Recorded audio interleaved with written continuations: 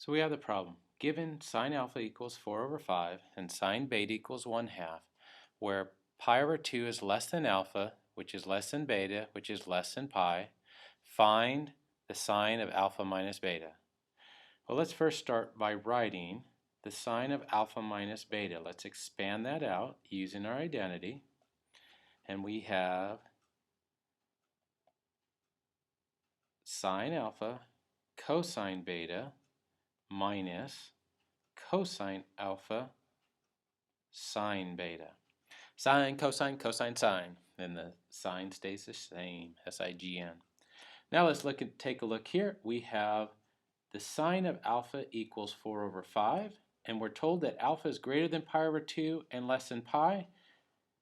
Let's draw axes. Actually, draw your axes and put it in the proper quadrant. That means we're in second quadrant. Now technically the angle alpha is out here, but as long as we take into account the positive and negative numbers for the sides of the triangles, then everything's okay. So now sine is opposite over hypotenuse, so the opposite is 4, the hypotenuse is 5. Now we know that this side is going to be 3, but let me actually go through the algebra of it. So we could say x squared equals 5 squared minus 4 squared, and that's going to give us 25 minus 16, or 9. So when we take that square root, we get a plus or minus. I want to emphasize every time we're taking that square root, we get a plus or minus. Now which one is it? It is in the second quadrant here, and x is negative there. So we do not want the positive value, we want this to be negative 3. Similarly, we're going to set up a XY axes for beta. Beta is also in the second quadrant. And we put our right angle, and we have this as beta.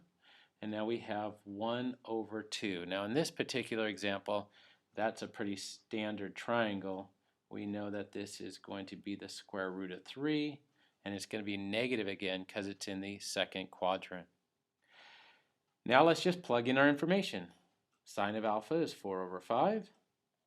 Cosine of beta would be adjacent over hypotenuse, so negative square root of 3 over 2 minus the cosine of alpha, which will be adjacent over hypotenuse again, negative 3 over 5, and then the sine of beta, which would be 1/2.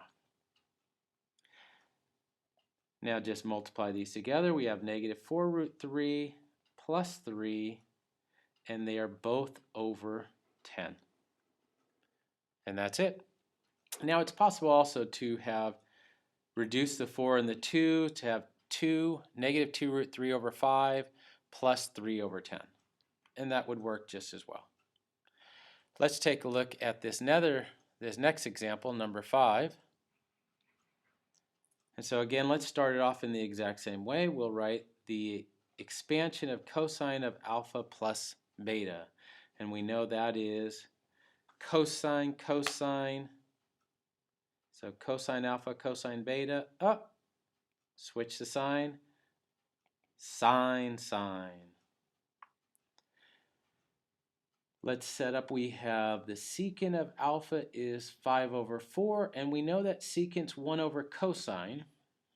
Now, if cosine is adjacent over hypotenuse, then 1 over adjacent over hypotenuse will be the reciprocal of it, so it will be hypotenuse over adjacent. Now, what quadrant am I in?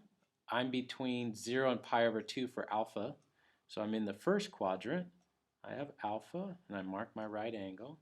So the hypotenuse now is 5, the adjacent is 4, and the opposite side we can use a Pythagorean theorem, but we know this is a 3, 4, 5 right triangle.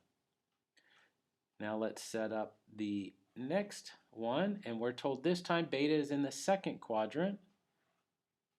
So we have beta, and it says the tangent of beta is 1. Well, that means that the ratio of the opposite to the adjacent has to be negative 1. They're going to be the same thing, so we could put 1 and 1. Which one is negative? Again, since we're in the second quadrant, the x value is negative. The y value here is positive, so this will be negative 1.